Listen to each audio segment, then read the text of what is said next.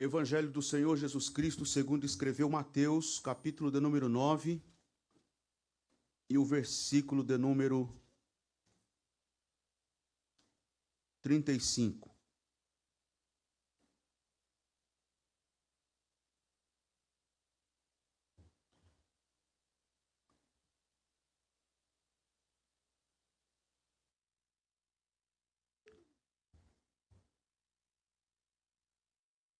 E percorria Jesus todas as cidades e povoados, ensinando nas sinagogas, pregando o evangelho do reino e curando toda sorte de doenças e enfermidades.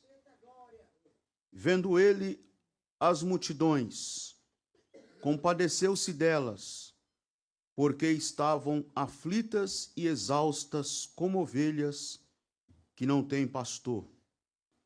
E então se dirigiu a seus discípulos e disse: a seara, na verdade, é grande, mas os trabalhadores são poucos. Rogai, pois, ao Senhor da seara que mande trabalhadores para a sua seara. Amém. Amém. Queridos irmãos, a pergunta que faço é muito simples. Todos nós aqui hoje à noite temos condições de responder essa pergunta. O que é o Evangelho? O que é o Evangelho? Esse termo grego, evangelho, que facilmente pode ser respondido por todos nós aqui hoje. Evangelho é boas novas, é boa notícia. Então, quando você diz que você está pregando o evangelho, você está dizendo exatamente assim: eu estou anunciando uma boa nova, estou dando uma boa notícia. O que é o evangelho? O evangelho é o anúncio de uma boa notícia. O evangelho é o anúncio de uma boa nova. Mas alguém pode questionar você ainda mais, querer levar você para aprofundar o conceito e entendimento do que significa evangelho. De repente, você diz: evangelho é uma boa nova, evangelho é o anúncio de uma boa notícia, e alguém te interpela e diz assim: tá bom, mas e qual é a boa nova? Qual é a boa notícia? Você diz que anuncia uma boa nova. Qual é essa boa nova? Qual é essa boa notícia? Diga-me qual é a boa nova. Qual é a boa notícia? Bem, meus queridos, nós podemos declarar, nós podemos afirmar em alto e bom som que esta boa nova, evangelho, essa boa notícia, é o anúncio para homens e mulheres culpados, que a culpa foi tirada de sobre nós e foi cravada na cruz do Calvário. Isso é o evangelho. O que é o evangelho? O evangelho é o anúncio de uma boa notícia, e é a boa notícia para homens e mulheres debaixo de maldição, que toda maldição foi tirada de sobre nós e foi estrangulada por Cristo Jesus na cruz do Calvário. Isso é o evangelho. O que é o evangelho? O evangelho é uma mensagem simples, básica, singela, que anunciou a todos os homens que nos arredores de Belém, há mais de 2000 anos, nasceu, e ele foi colocado numa precária manjedoura, o Filho de Deus, o Salvador, que é Cristo o Senhor. Ele foi criado em Nazaré, ele iniciou o seu ministério e andou rodeado de homens e mulheres, especialmente homens e mulheres excluídos, marginalizados, a escória da sociedade. Ele inspirou pescadores, perdoou pecadores, resgatou a dignidade das mulheres, desestabilizou o sistema religioso e político do seu tempo com a sua mensagem, que foi sim uma mensagem confrontadora e desestabilizadora do sistema. E esta mensagem básica do evangelho, uma mensagem tão básica que anuncia a todos os homens que aquele que nasceu nos arredores de Belém, que foi criado em Nazaré, que morreu pendurado em uma cruz como um criminoso comum e ressuscitou ao terceiro dia, a boa notícia a todos os homens e mulheres culpados, desligados de Deus, afastados de Deus, corrompidos pelo pecado, corrompidos pela maldade, agora podem ter paz com Deus pelo sangue de Jesus Cristo vertido na cruz do Calvário. Isso é o Evangelho. O Evangelho é a boa notícia para homens e mulheres desgraçados, para homens e mulheres culpados, para homens e mulheres sob maldição, que toda desgraça, que toda maldição, que toda culpa foi definitivamente arrancada de sobre nós e foi imputada sobre nós a justiça de Cristo Jesus. E a única coisa que você pode fazer em relação a isto é apenas abrir o coração e afirmar ou dizer: eu quero, eu aceito. Se você tem que fazer alguma coisa, o que você tem que fazer é exatamente isto: eu quero, eu recebo, eu aceito. A mensagem do Evangelho é a boa notícia para homens e mulheres que querem encontrar o caminho de casa, que querem encontrar o caminho de Deus, que querem encontrar o caminho da salvação, que isto é possível e você não precisa fazer absolutamente nada a esse respeito, a não ser se abrir. A ação que se faz agora não é uma ação ativa, é uma ação passiva. E o que é uma ação passiva nesse caso? É você dizer, como eu acabei de dizer: eu quero, eu aceito, eu me entrego, eu me rendo a esta mensagem louca e escandalosa, a mensagem da cruz, a mensagem do Evangelho. Isso é o Evangelho, isso é a mensagem do Evangelho. E esta mensagem do Evangelho, que é uma mensagem tão singela, é uma mensagem tão básica, é uma mensagem tão simples, esta mensagem tem revolucionado a história da humanidade. Esta mensagem revolucionou a história da humanidade. Cabe dizer que desde que Jesus andou aqui, desde que Jesus esteve entre os homens, há mais de 2000 anos, desde que ele andou entre os homens, nunca mais a história da humanidade foi a mesma. Esta mensagem revolucionou de tal modo que ela varou décadas, séculos e milênios, chegou até nós e nós estamos hoje à noite aqui reunidos em torno do nome de Jesus, exaltando o seu bendito nome, recebendo esta mensagem, a mensagem do Evangelho de Jesus Cristo. Que mensagem é esta? Qual é o segredo do cristianismo? Ou qual é o segredo do Evangelho? Qual o segredo da mensagem cristã? Qual o segredo desta mensagem que varou as páginas da história, que varou décadas, que varou séculos e milênios, e ela não arrefeceu, ela não diminuiu o seu impacto, ela não perdeu o seu poder, ela não perdeu o seu poder de impacto na história da humanidade. Que mensagem extraordinária é esta?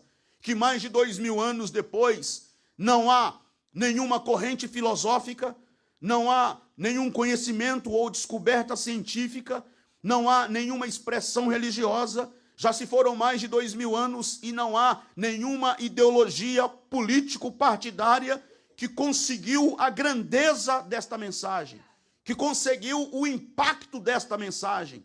Que mensagem é esta? Qual é o segredo da mensagem do Evangelho que mais de 2000 anos depois não há nenhum sistema religioso, nenhuma corrente filosófica que tenha exercido maior impacto na história da humanidade, na história das civilizações, do que a pregação do Evangelho? Qual é o segredo? Alguém pode ousar dar algumas sugestões de respostas e alguém pode dizer assim: eu já sei o segredo. O segredo é porque vocês pregam o alívio da culpa das pessoas. E nós somos seres humanos sempre culpados. E então esse é o segredo. Vocês pregam e dizem que as pessoas podem se sentir aliviadas de sua culpa. Mas eu te digo hoje, não é esse o segredo. Não é esse o segredo, porque os consultórios dos psicólogos e dos psicanalistas oferecem métodos terapêuticos para aliviar a culpa das pessoas. Então não é este o grande segredo. O grande segredo da mensagem cristã, alguém pode dizer: então já sei. O segredo é porque vocês pregam a possibilidade do milagre. Vocês falam de milagres. Vocês dizem que os milagres acontecem. Vocês afirmam que os milagres podem acontecer. E as pessoas querem milagres. Basta olhar para as igrejas, basta olhar para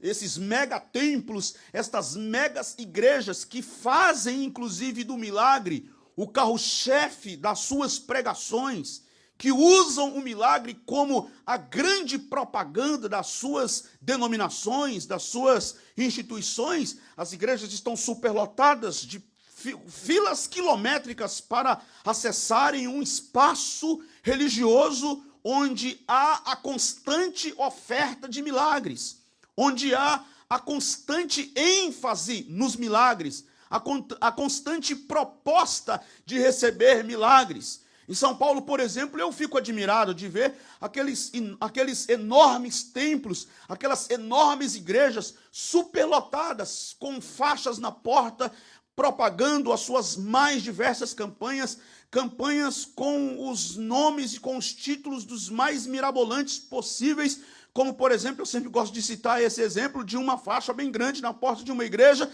que está escrito lá: venha fazer a campanha do grande desencapetamento total. E as pessoas superlotam esses templos, e os templos estão superlotados de pessoas que querem milagres. Alguém diz: esse é o grande segredo, e eu vos afirmo hoje à noite, esse também não é o grande segredo. Não é esse o grande segredo, porque existem muitas outras expressões religiosas que oferecem, que dão a proposta de milagres, que oferecem a proposta da possibilidade de milagres. Nos dias de Jesus, por exemplo, existiam muitos curandeiros nos dias de Jesus. Aliás, vale ressaltar que o curandeirismo era encarado como profissão, era encarado como trabalho. Por isso os fariseus ficavam muito revoltados com Jesus, quando Jesus curava no sábado, porque eles diziam assim: ele está violando a lei, ele está trabalhando, isso é prática de curandeirismo, isso é trabalho, ele está violando a lei. Então não é esse o grande segredo.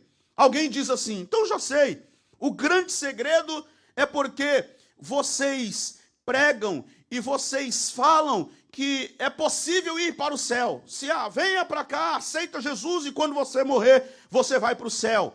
E aí as pessoas querem ir para o céu. Ninguém quer ir para o inferno, todos querem ir para o céu. Mas eu te digo hoje, também não é esse o grande segredo.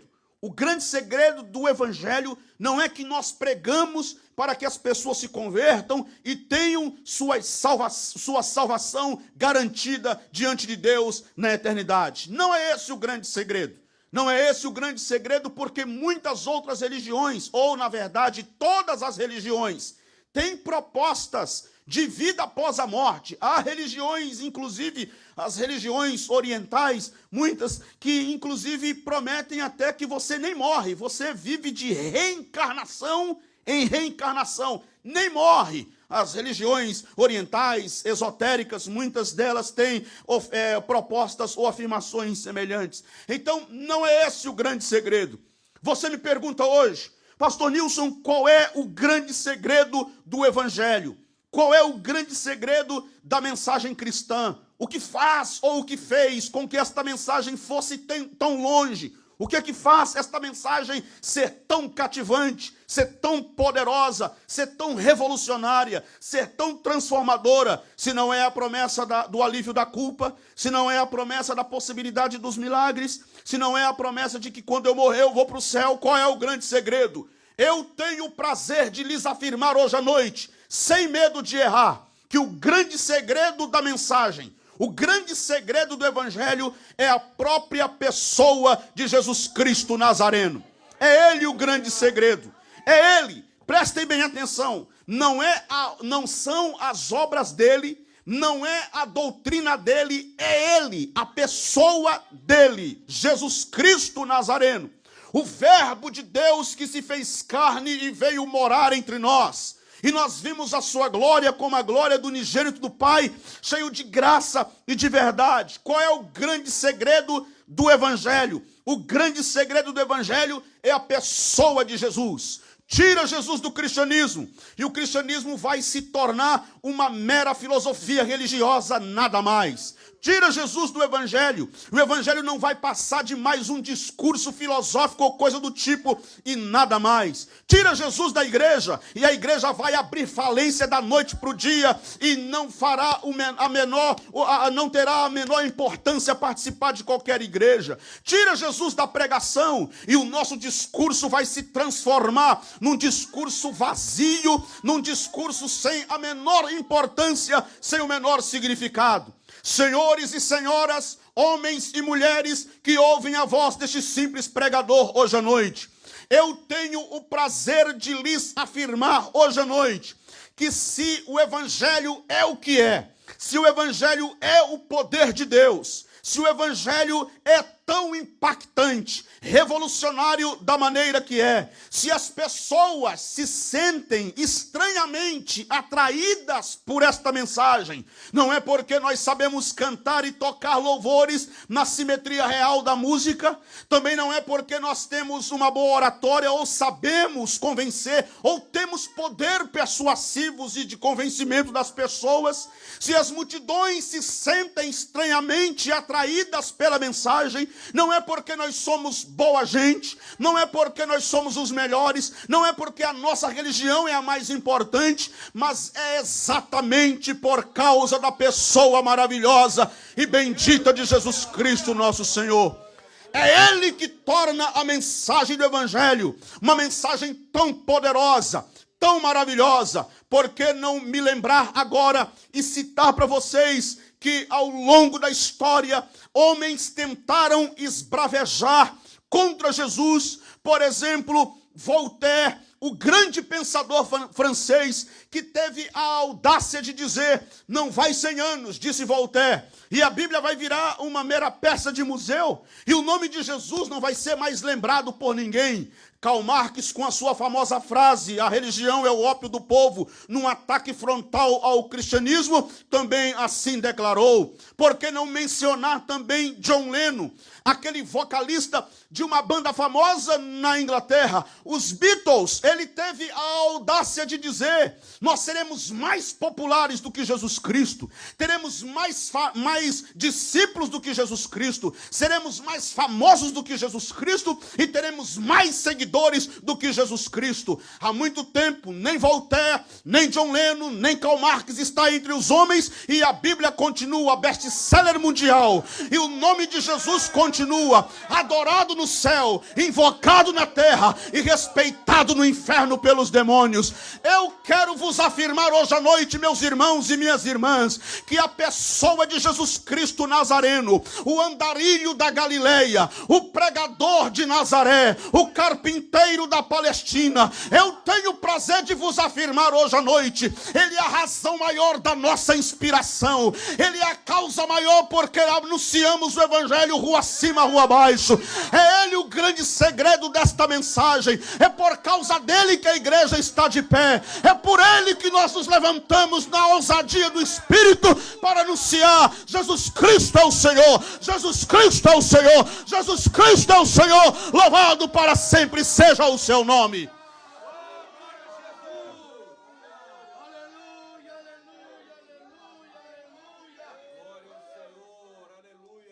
E por esta razão eu li para vocês Mateus capítulo 9, versículos 35 ao 38. Porque há algumas dimensões na vida de Jesus aqui que eu quero compartilhar com vocês em rápidas palavras. A primeira coisa que me chama a atenção em Jesus, e falar de Jesus é empolgante. Eu mesmo me sinto empolgado, eu fico tão empolgado quando falo de Jesus, que eu chego a querer me afobar. Eu chego ao ponto de querer até me perder nas palavras, de tão empolgado que eu fico quando eu começo a falar de Jesus. E dentre tantas coisas que me cativa, que me fascina, que me empolga em Jesus Cristo de Nazaré, a primeira que quero compartilhar com vocês aqui hoje à noite foi a coragem de Jesus. A coragem de Jesus, a sua predeterminação em não baixar a cabeça diante dos desafios e dos obstáculos que estavam diante dele. Vejam bem, Jesus nasceu num contexto completamente diferente do nosso. Há mais de 2000 anos, nas regiões da antiga Palestina, Jesus viveu num contexto em que não havia luz elétrica. Jesus nasceu num contexto em que não existia nada dos recursos da tecnologia que o mundo pós-moderno conhece hoje. E eu fico me perguntando, como foi que Jesus venceu os desafios e os obstáculos de levantar a sua cabeça, de levantar os seus olhos e olhar mesmo como homem, na condição humana, ele olhar e ter um olhar para além dos limites, para além das condições, para além dos obstáculos que lhe cercavam, acompanhado de 12 homens, rústicos pescadores, a maioria deles, semi-analfabetos, muitos deles, homens que não eram benquistos e nem bem vistos pela a sociedade de então, andaram com Jesus aproximadamente 3 anos, que foi o período que durou o seu ministério terreno, não entenderam muita coisa do que Jesus estava ensinando, demorou, como diz o ditado antigo, que muitos jovens nem vão entender o que eu vou falar agora, mas como diz o ditado antigo, a ficha deles até demorou cair, quem usou aí os de 40 anos para trás é que sabe o que significa isso. A ficha demorou cair, não entenderam muita coisa num primeiro momento, mas Jesus, ainda assim, não deixou que a sua paixão, não deixou que a sua missão, não deixou que a sua visão fosse frustrada diante dos limites, dos obstáculos e dos desafios que estavam diante dele. Como eu vejo isso? Mateus capítulo 9, versículo 35. E percorria Jesus todas as cidades e povoados. Como foi que ele fez isso? Alguns estudiosos, alguns pesquisadores afirmam que nas regiões onde Jesus morou e trabalhou, existiam aproximadamente uns 400 povoados. 400 povoados. Como foi que Jesus fez isso?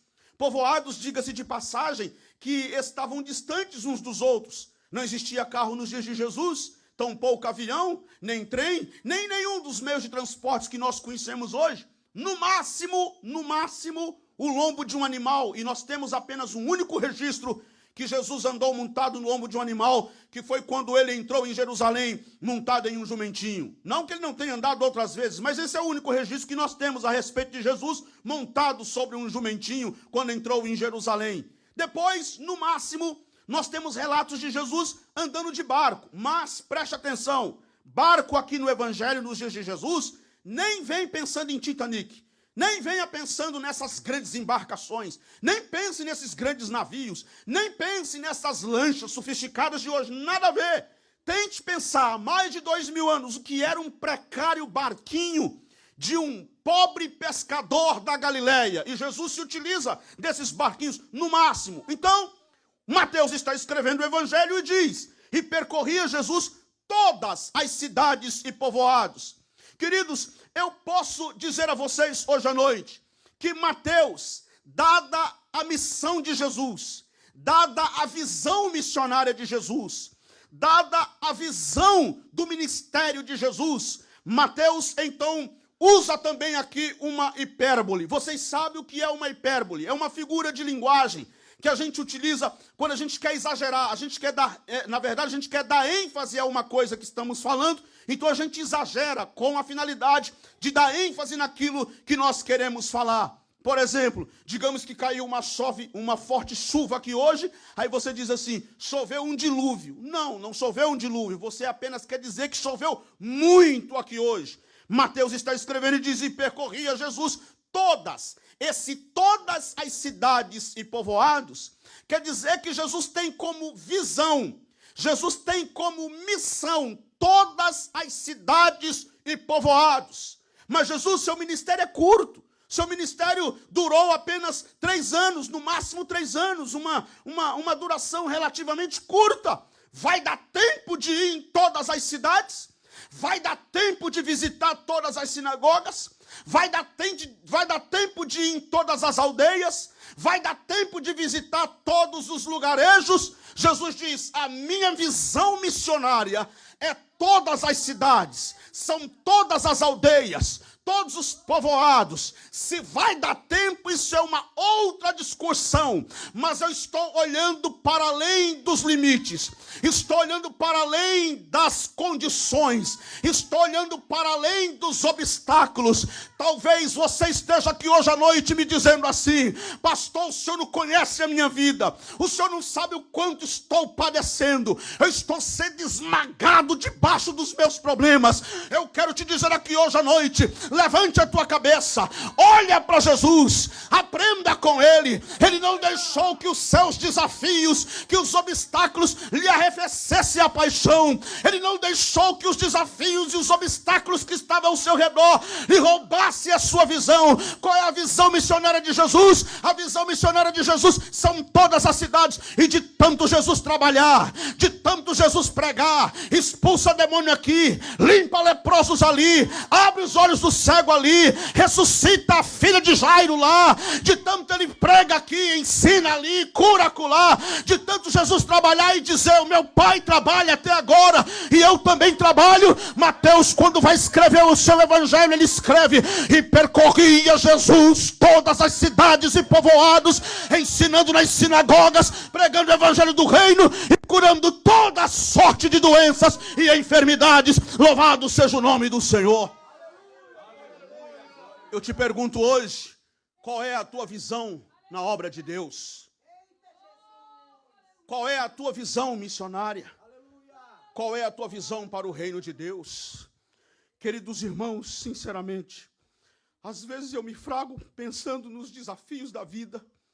Às vezes eu me flagro pensando na contingência da vida, nas pessoas que sofrem, nos moradores de rua, andando pelas ruas de São Paulo e vendo os moradores de rua em São Paulo, pessoas em condições de rua. Às vezes eu me flagro pensando nas condições subhumanas de imigrantes venezuelanos que entram pelo norte do nosso país, ou mesmo de haitianos que estão indo para o sul do nosso país.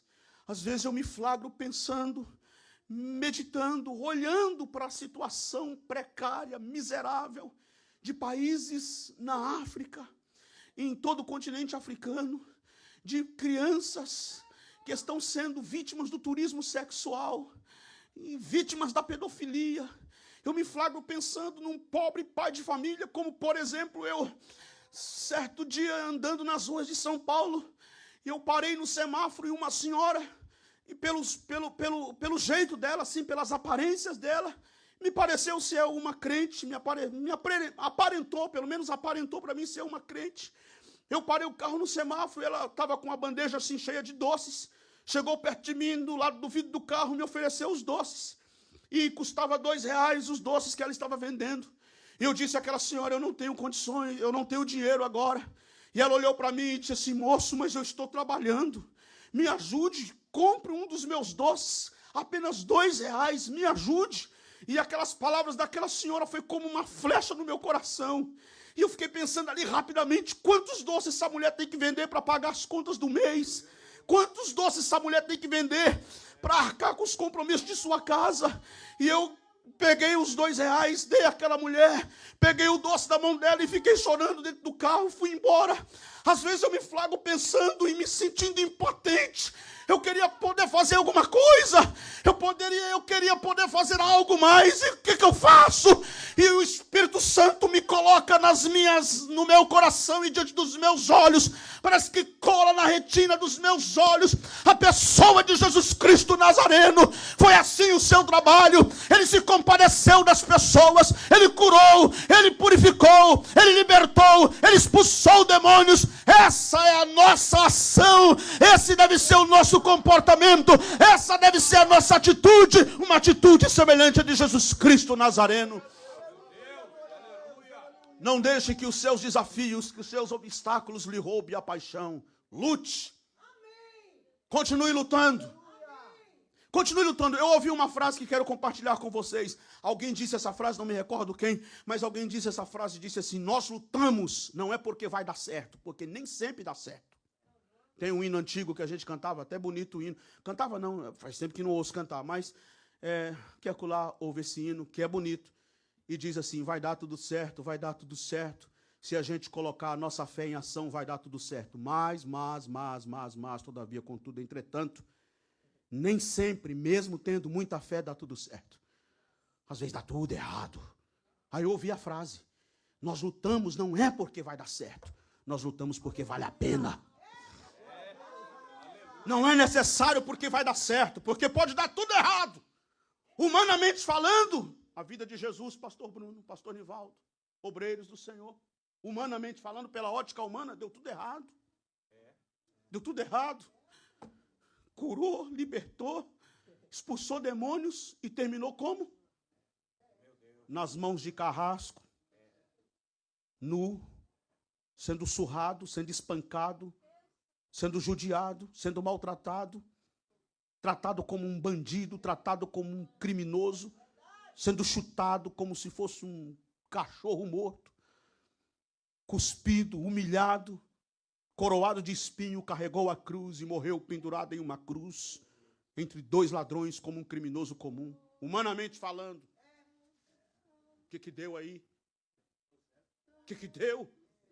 Humanamente falando, foi um fracasso, foi uma derrota, mas não, absolutamente não, 1000 vezes não. Ali estava a completa vitória da igreja. Ali estava a completa vitória daqueles que recebem a sua mensagem. Porque na morte de Jesus, na vergonha da cruz, no escândalo da cruz, é levantada a grande bandeira da vitória contra o inferno e os demônios. E é declarada a vitória da igreja. Louvado seja o nome de Jesus. Porque ao terceiro dia ele rompeu o inferno. Ao terceiro dia ele rompeu os grilhões da morte. Ao terceiro dia ele rompeu as portas do abismo. Ele rompeu os portões e as grades infernais. Ele rompeu com os portais da morte. Ele rompeu com as portas da sepultura. Ressuscitou e está vivo. Louvado seja o seu nome.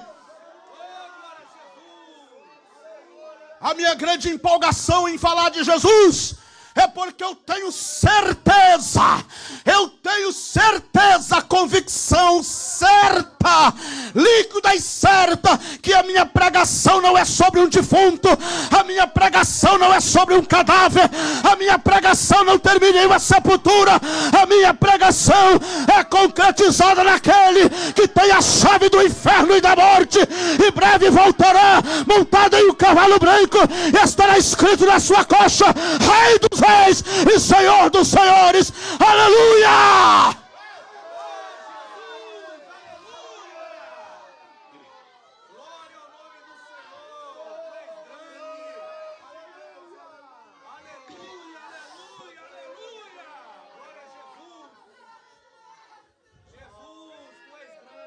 Segundo,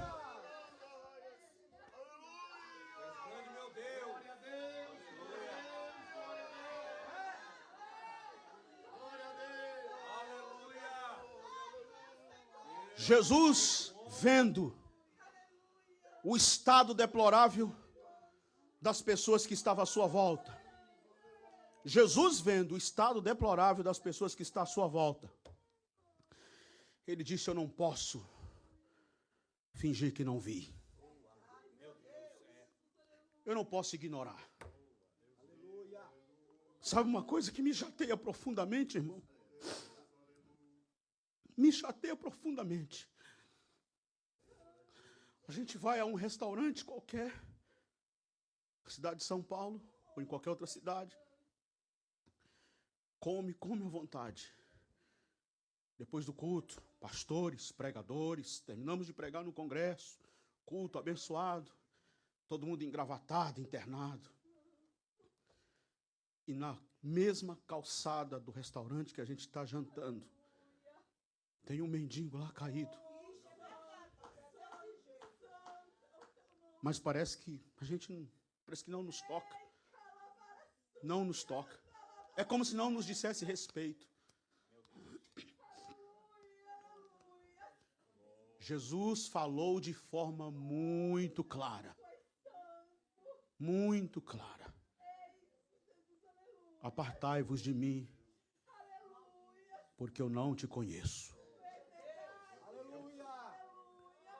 Eu estava com fome e você não me deu comida. Eu estava com sede e você não me deu bebida, água, para matar a minha sede. Eu estava preso. E ao invés de você me visitar, você disse que bandido bom é bandido morto.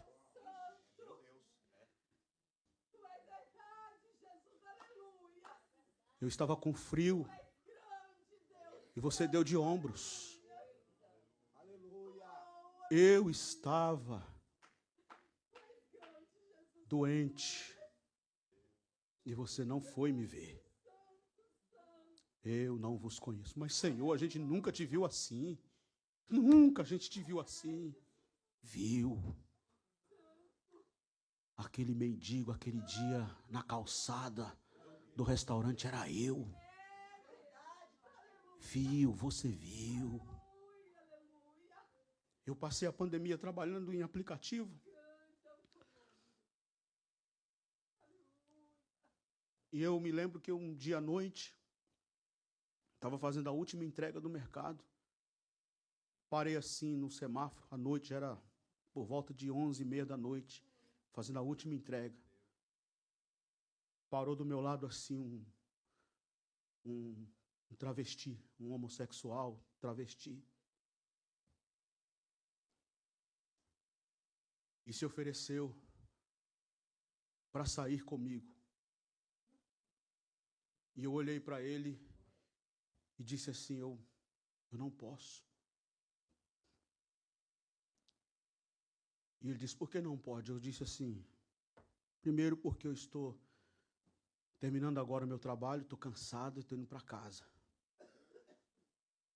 Segundo, porque eu parei o carro aqui, nesse farol, nesse semáforo que fechou e não foi por acaso. Esse semáforo fechou agora aqui, não foi por acaso. Você veio aqui falar comigo, não foi por acaso. E ele ficou assim, olhando para mim, achando que eu ia... Eu disse assim, esse semáforo fechou aqui agora, e eu parei aqui, porque fechou. E você veio falar comigo, sabe por quê?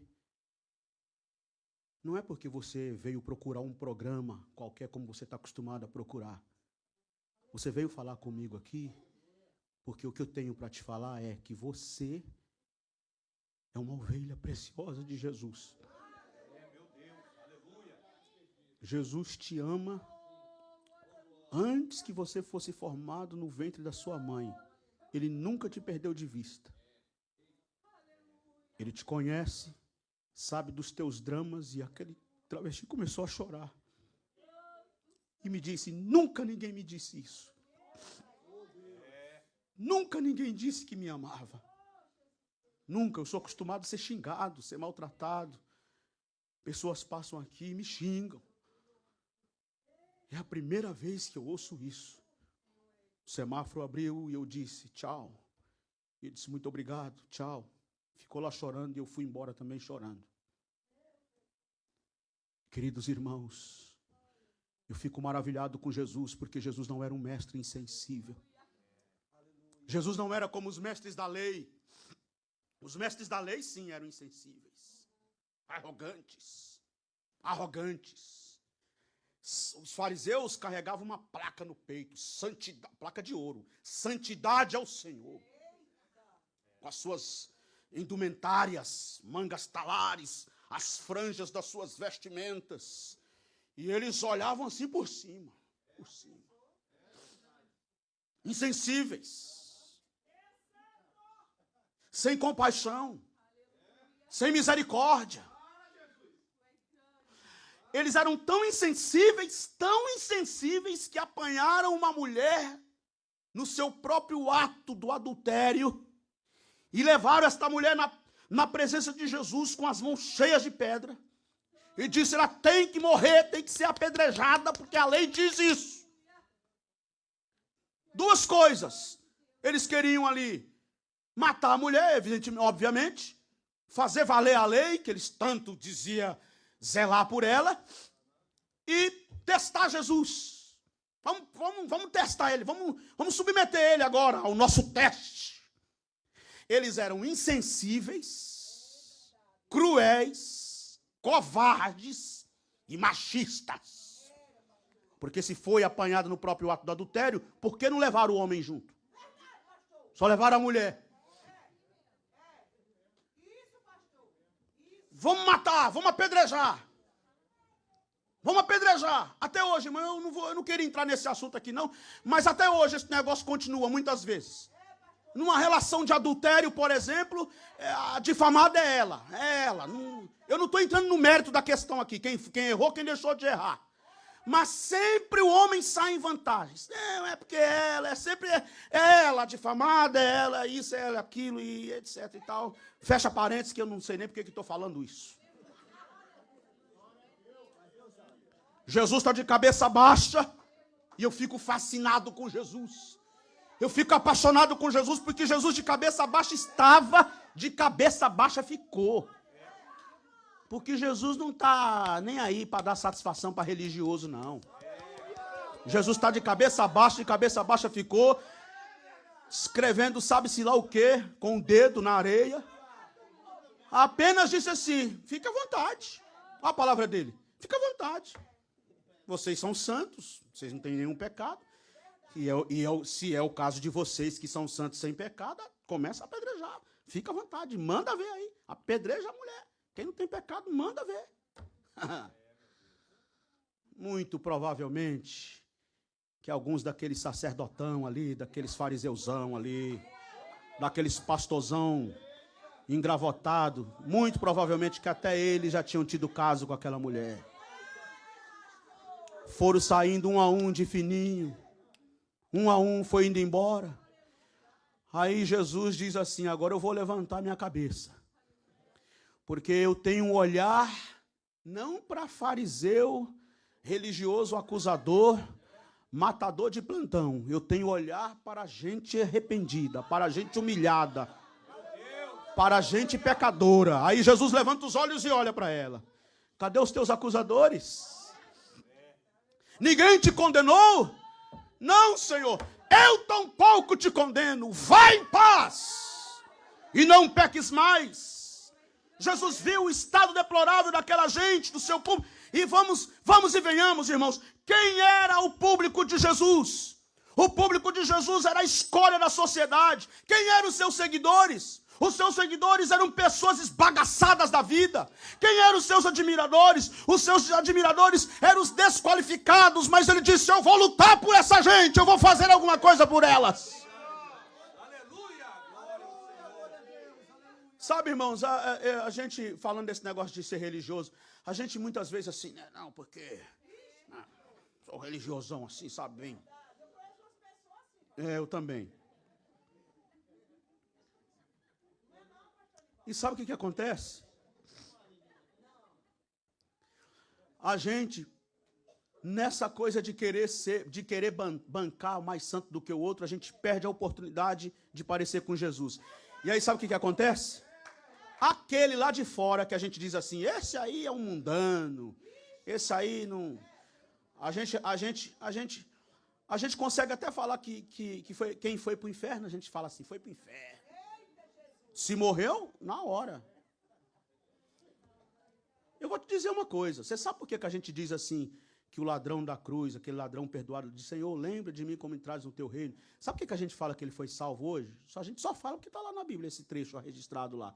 Se não tivesse escrito isso no Evangelho, a gente ia falar com a boca cheia. Os dois foram para o inferno. Por que eu estou dizendo isso? Conta-se que Elvis Presley, conta-se que alguém perguntou a Elvis o seguinte, Elvis, por que você evita os ricão, os ricaços, os burgueses, o executivo, tem um empresáriozão aí, você não fica tão empolgado. E quando você passa perto de uma faxineira, de um porteiro, uma pessoa de um trabalho simples ali, você para e dá a maior atenção e faz a maior festa. E sabe o que Elvis Presley respondeu? Porque são eles que precisam de mim. São eles que precisam de mim. Essa atitude tinha que ser minha, tinha que ser tua, tinha que ser nossa. Mas não. Pastor Bruno Andrade é o pastor aqui da igreja, então, meu pastor, meu reverendo. Se ele chegar aqui, eu fico em pé para cumprimentá-lo, claro, óbvio. E eu não estou dizendo que está errado respeitá-lo. Mas por que a gente não tem o mesmo tratamento com aquele irmão que chega assim, simplesinho? Para que eu vou cumprimentar? Ele não vai me agendar, ele não tem agenda para mim. Ele não vai me levar na igreja, nem igreja ele tem. Para quê? Jesus é diferente. Jesus não é um mestre insensível. E isso torna Jesus diferente de todos os religiosos dos seus dias. Ele não é um mestre insensível, ele é um mestre dos mestres, que para dar atenção àqueles que precisam. Deixa eu correr rapidinho aqui para terminar. Em terceiro lugar, Jesus teve compaixão das multidões que estavam no estado emergencial. Íntima compaixão. Vamos começar por compaixão. Compaixão é sofrendo com. Ele sofreu com aquela mulher. E assim, compaixão não é dó. Não é ficar só com, ai, que dó. Fiquei com a dó do pastor Bruno, tadinho. Mas não é dó. É sofrer com você, pastor Bruno. É sofrer. A sua dor doer nele. Foi o que aconteceu com Jesus. A dor da mulher doeu nele. Doeu em Jesus. Aí o texto não fica contente em falar que ele se compadeceu. O texto diz assim, foi compaixão íntima. Foi uma íntima. Você sabe o que é essa palavra íntima? Por que é íntima? Íntima porque foi uma compaixão visceral. Mexeu com as suas vísceras. Sabe o que foi? Sabe quando você, por uma questão emocional, ou porque comeu uma comida lá que lhe fez mal, você sente um desconforto e um desarranjo intestinal? Foi a mesma coisa que aconteceu com Jesus. O texto usa a expressão íntima compaixão para dizer que foi uma compaixão tão aguda, tão profunda, tão visceral, que revirou as entranhas de Jesus. Foi como se Jesus sentisse um desarranjo intestinal. Jesus moveu-se de íntima compaixão.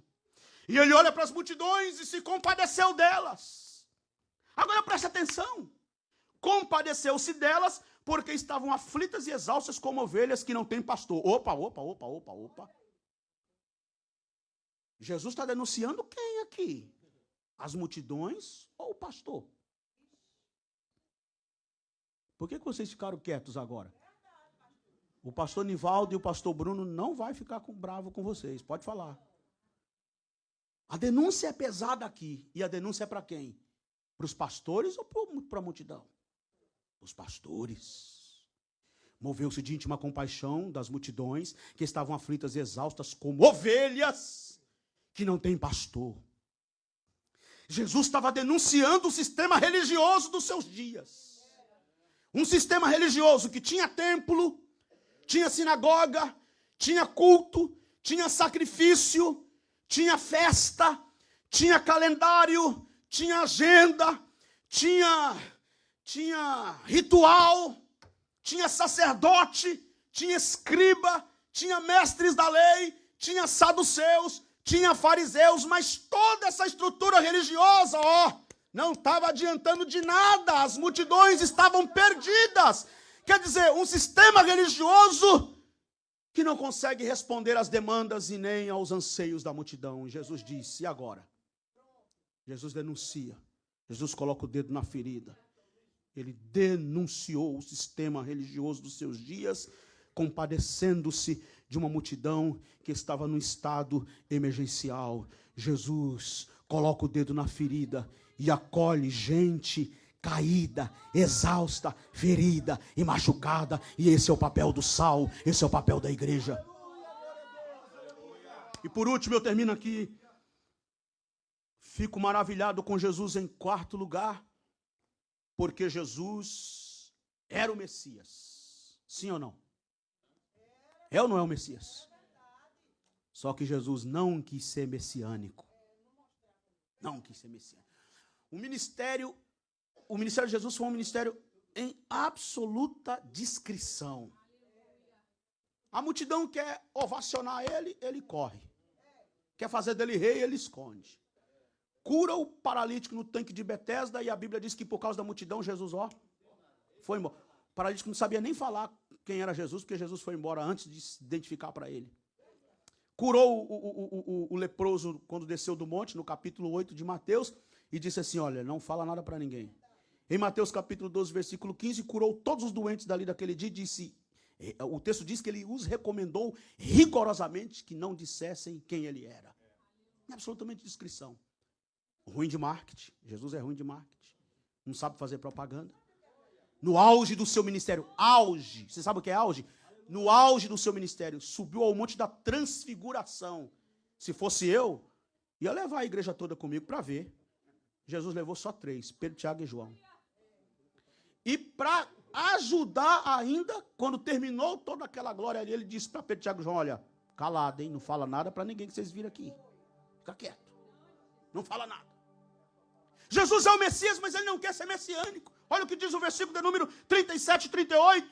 Então se dirigiu a seus discípulos e disse o quê?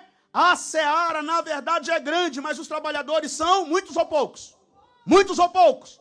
Poucos. E agora, o que a gente vai fazer se a seara é grande e são poucos ceifeiros? A gente faz o quê? O que Jesus recomenda fazer? Rogai ao Senhor da seara que mande trabalhadores para a sua seara. Agora, me diga aqui a verdade. Me diga a verdade. Se Jesus quisesse salvar o mundo sem precisar do pastor Bruno, sem precisar do pastor Nivaldo, sem precisar do pastor Luiz Borges, sem precisar dos obreiros que estão aqui, sem precisar dessa igreja, se ele quisesse salvar o mundo sem precisar de mim, ele não salvaria? Se ele quisesse chamar Gabriel, Miguel, os anjos, vamos salvar o mundo, porque Nilson é um fraco, fala que quer, depois não quer, fala que vai, depois não vai. Essa igreja aí também de Bridgeport também é um povo meio assim, meio fraco. Vamos nós salvar o mundo. Se ele quisesse, ele poderia fazer isso, poderia ou não?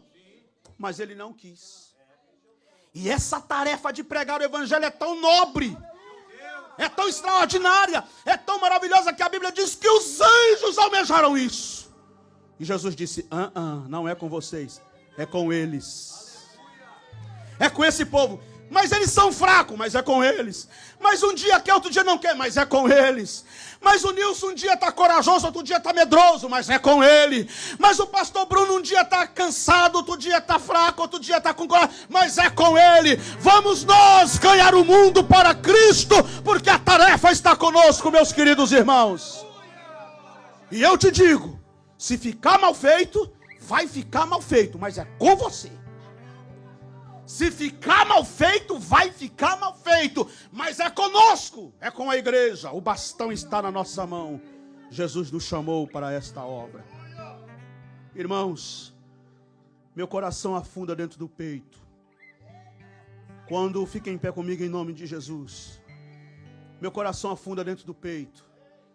Quando eu ouço na igreja os irmãos cantando, um cântico que eu gosto muito dele, acho ele maravilhoso e lindo, mas eu quero te dar um conselho aqui hoje à noite. Se você, quando canta este cântico, você canta da boca para fora, você canta só como força de expressão, você canta só porque todo mundo está cantando, você canta só porque virou costume, mas não é o seu coração, eu quero te aconselhar hoje, pare de cantar esse hino hoje, não cante nunca mais.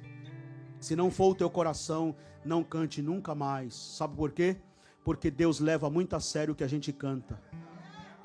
Deus leva muito a sério o que a gente canta. Sabe que cântico é esse que eu estou me referindo? É aquele quando a gente canta dizendo assim, Senhor, usa-me. Usa-me como um farol que brilha à noite. Olha o que você está cantando. Você está pedindo, esse hino é uma oração. Esse cântico é uma oração. Você está pedindo para Deus te usar como um farol. Você sabe o que é ser um farol à noite?